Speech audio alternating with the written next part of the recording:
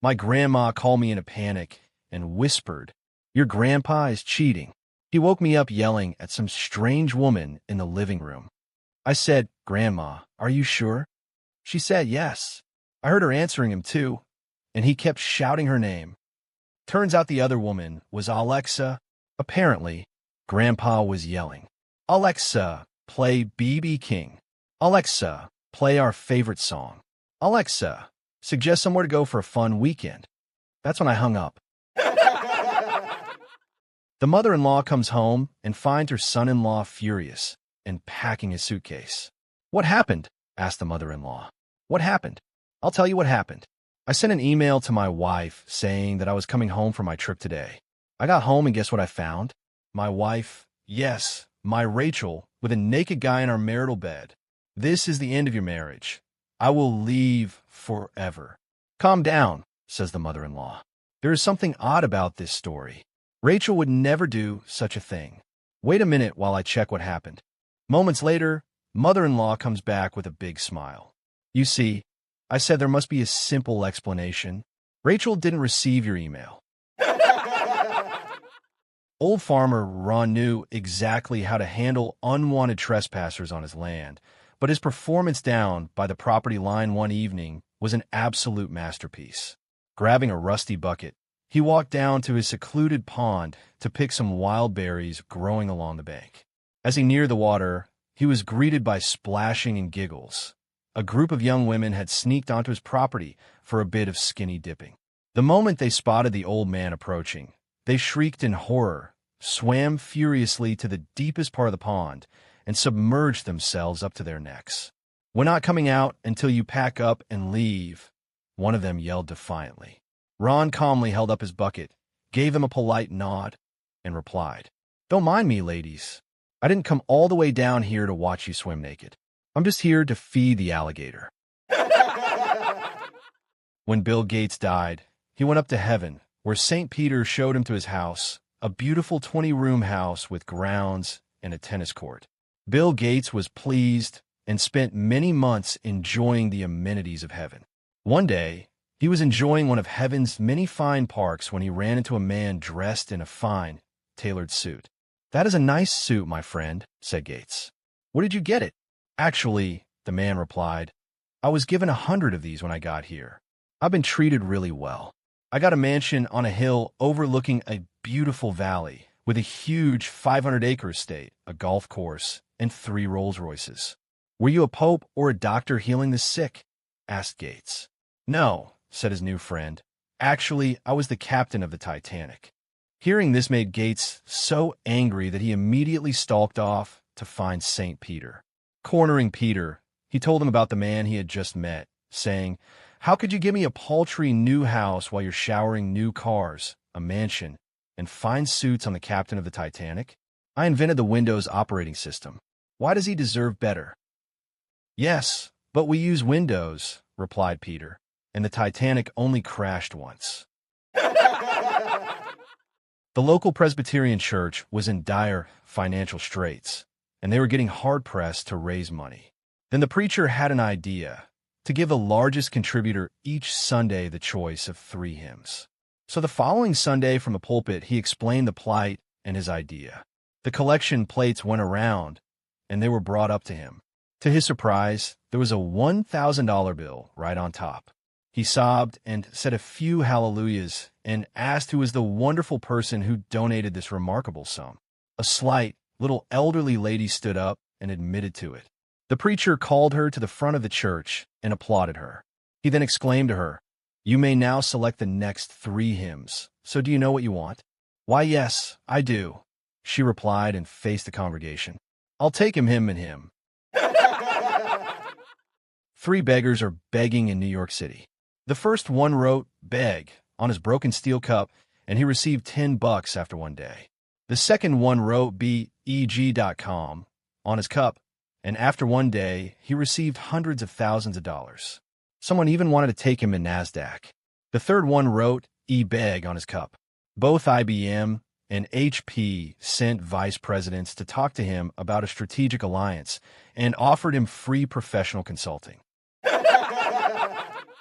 The telephone rings in the principal's office at a school.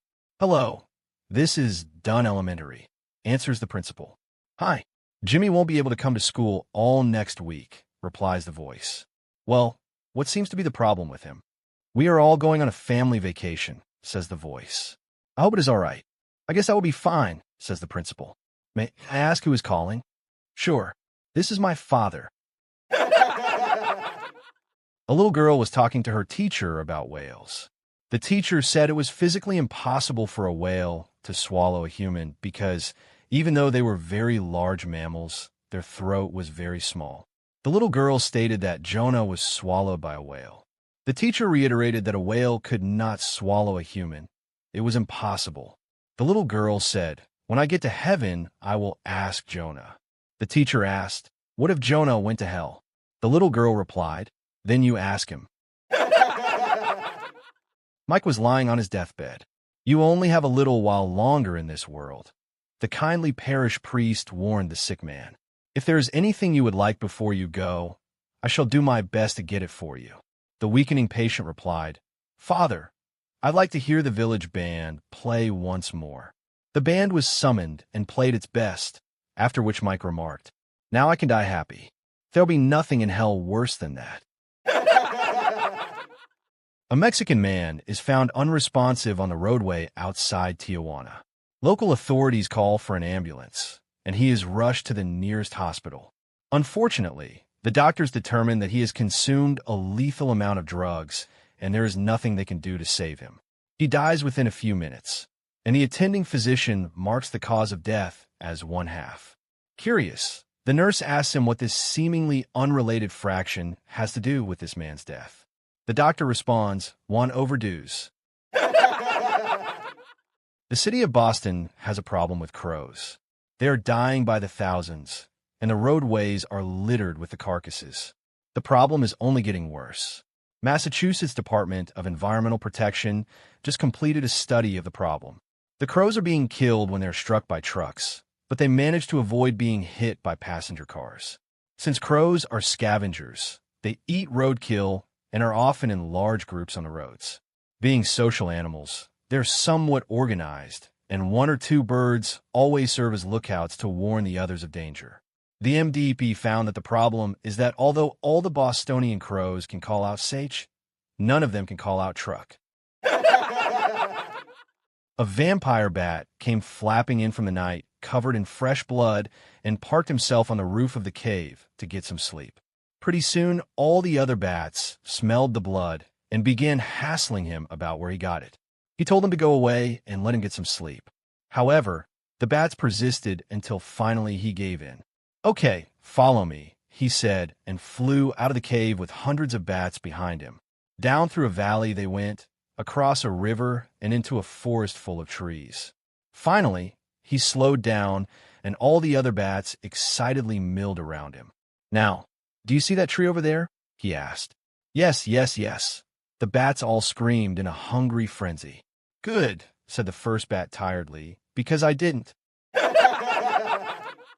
Once a family was having a child, but the pregnancy was looking grim.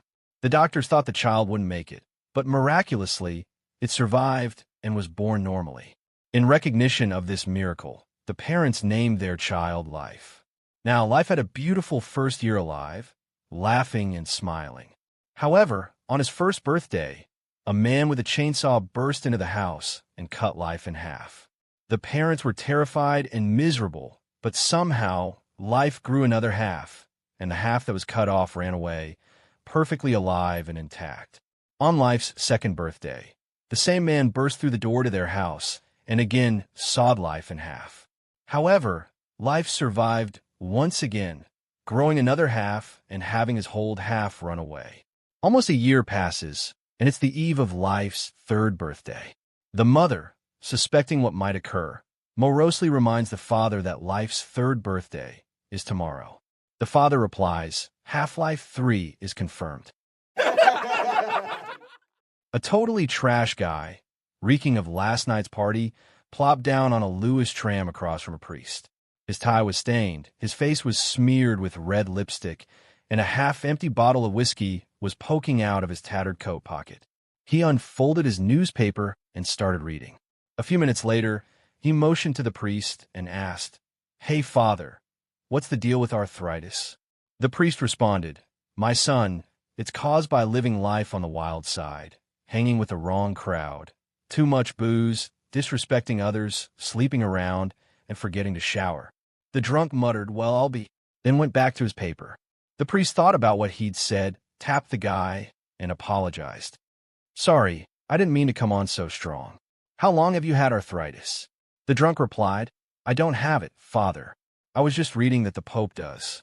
Moral: make sure you get the question right before giving the answer. John and Jimmy, two Army officers, were driving along a street in Christchurch in an Army truck. John looked in one of the shop windows and saw a sign that caught his eye. The sign read, "Suits are $5 each, shirts are $2 each, and trousers are $2.50 per pair." John said to his pal, "Look at the prices. We could buy a whole lot of these, and when we get back to Burnham, we could make a fortune. Now when we go in, you stay quiet, okay? Let me do all the talking, because if they hear us use Army slang, they might know we're out to make a few bucks." "Okay, John. I'll keep my mouth shut," said Jimmy. They go in, and John says in a posh voice, "Hello, my good man. I'll take 50 suits at $5 each, 100 shirts at $2 each, and 50 pairs of trousers at $2.50 each.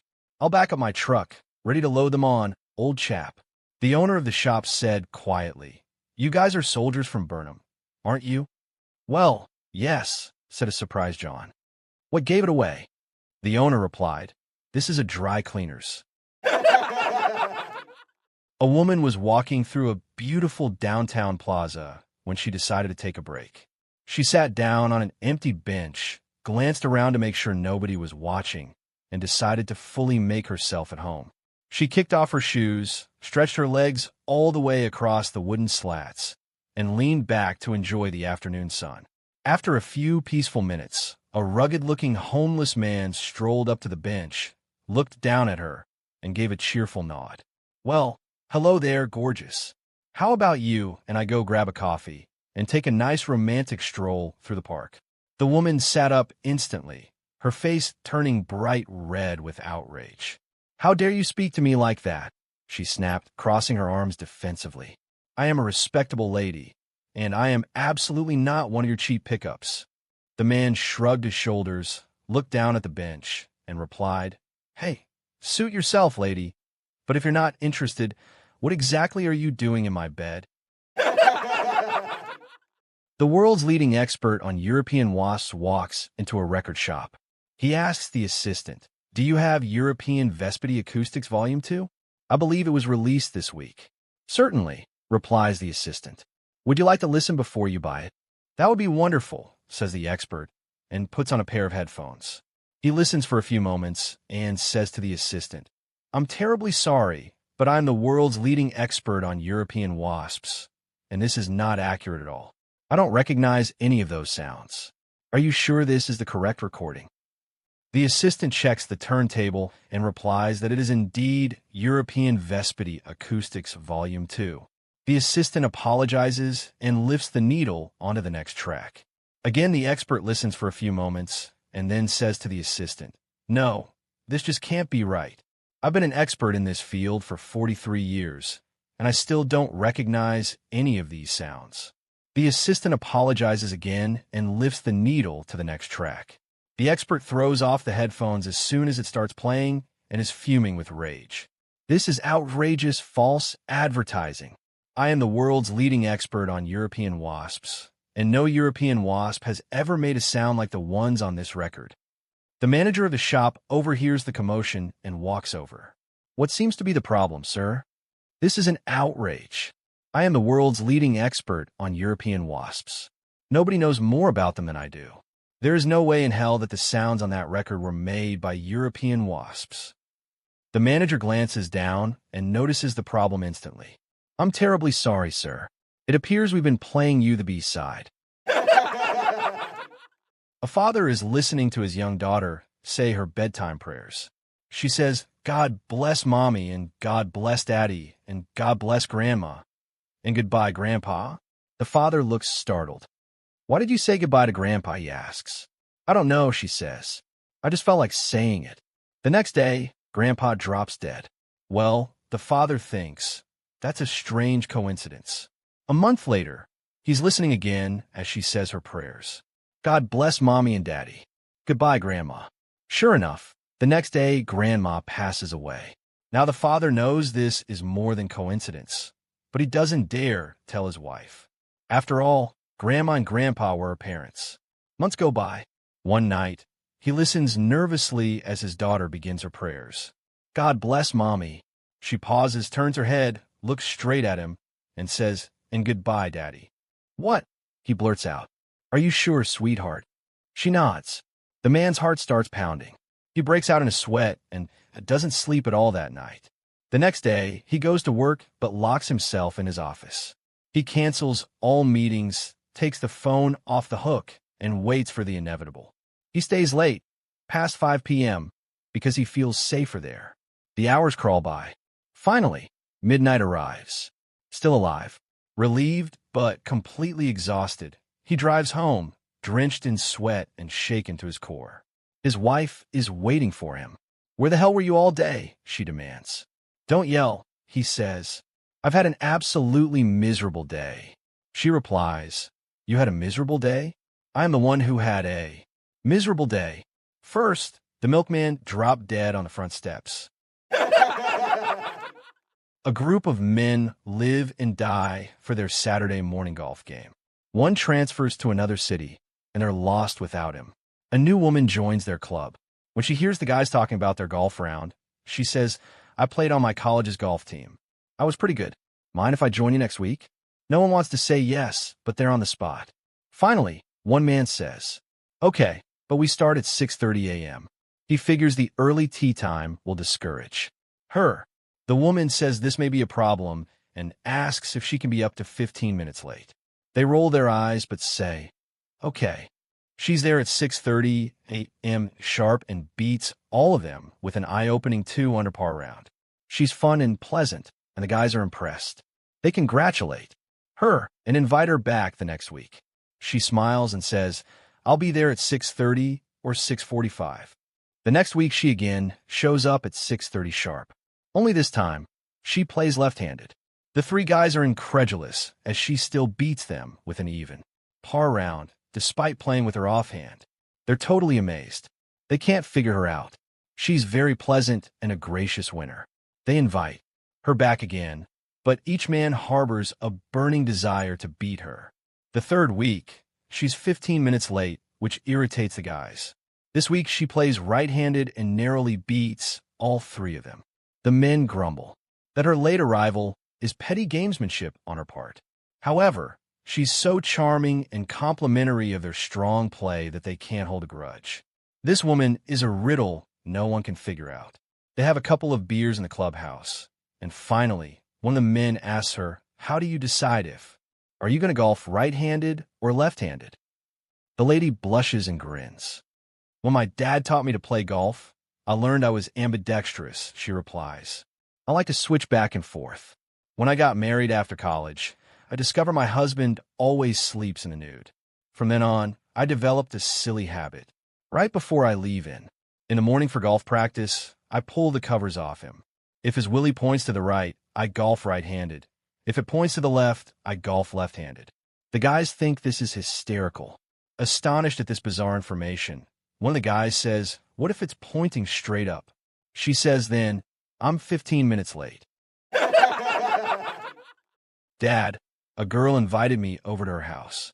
Oh, that is great, Billy. But you should be careful. You are young, and an STD or unwanted pregnancy is going to be devastating. Please, remember to wear a condom if the situation arises. Actually, no. I don't trust you, son. Put on right now, because in the heat of the moment, you will forget. And so Billy did, and he heads over to the girl's place. After a chat and some drinks, things got saucy. Wait, she said. In order to continue, you have to pass a test. She then removed her shirt, proclaiming, My breasts are pure and untouched. Only the sun on beach days had ever had a feel of them. She then removed her skirt. My thighs, pure and touched by no one. Only the wind on breezy days has ever felt their softness. Finally, she removed her panties. And last, my vagina, pure and untouched. No one has ever felt its warmth, nor the wind, nor the sun. So tell me, Billy, should I let you feel my body? Are you capable of matching my purity? Sure, he claims as he pulls down his pants. I'm so pure and untouched. My willy is still in the wrapper. An Australian man was having a coffee and croissants with butter and jam in a cafe when an American tourist, chewing gum, sat down next to him. The Australian politely ignored the American, who, nevertheless, started up a conversation. The American snapped his gum and said, "The Australian folk eat the whole bread." The Australian frowned, annoyed with being bothered during his breakfast, and replied, "Of course." The American blew a huge bubble. "We don't. In the States, we only eat what's inside. The crust we collect in a container, recycle them, transform them into croissants, and sell them to Australia." The American had a smirk on his face. The Australian listened in silence. The American persisted. "Do you eat jam with your bread?" Sighing, the Australian replied, "Of course." Cracking his gum between his teeth, the American said, "We don't. In the States, we eat fresh fruit for breakfast, then we put all the peels, seeds, and the leftovers in containers, recycle them, transform them into jam, and sell it to Australia." The Australian then asked, "Do you have sex in the States?" The American smiled and said, "Why, of course we do." The Australian leaned closer to him and asked, "And what do you do with the condoms once you've used them?" "We throw them away, of course." The American smirked, shaking his head at the obvious question. Now it was the Australian's turn to smile. "We don't. In Australia, we put them in a container, recycle them, melt them down into chewing gum, and sell them to the United States." "Why do you think it's called Wrigley's?"